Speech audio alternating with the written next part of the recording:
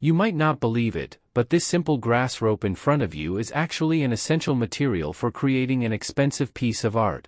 The craftsman coils it into a round, bulging shape, then uses traditional techniques to transform it into a stunning finished product worth tens of thousands. The final result is truly astonishing.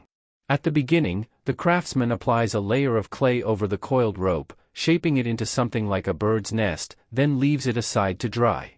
While waiting, he takes a lump of material that looks like dough and places it on a carved wooden board.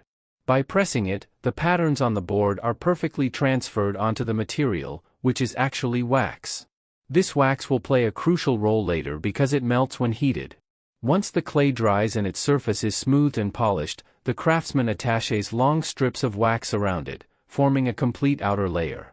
This step is critical, as it directly affects the quality of the final product and requires great precision. Next, another layer of clay is applied, fully covering the wax so it is sandwiched between two clay layers. After the structure sets, the internal tube is removed and the grass rope is pulled out, revealing a primitive clay vessel. Although it looks rough at this stage, the process is far from over. The piece is heated with burning charcoal, which strengthens the clay while melting the wax inside. The melted wax flows out, leaving behind a hollow space with the exact same patterns, creating a precise casting mold.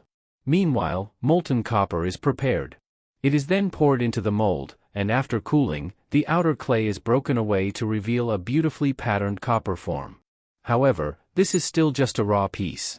The final and most challenging step is refining the edges, polishing the surface, and removing oxidation.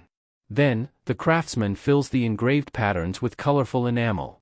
In the past, blue enamel was most commonly used, which is why this technique is often called cloisonné or blue inlay.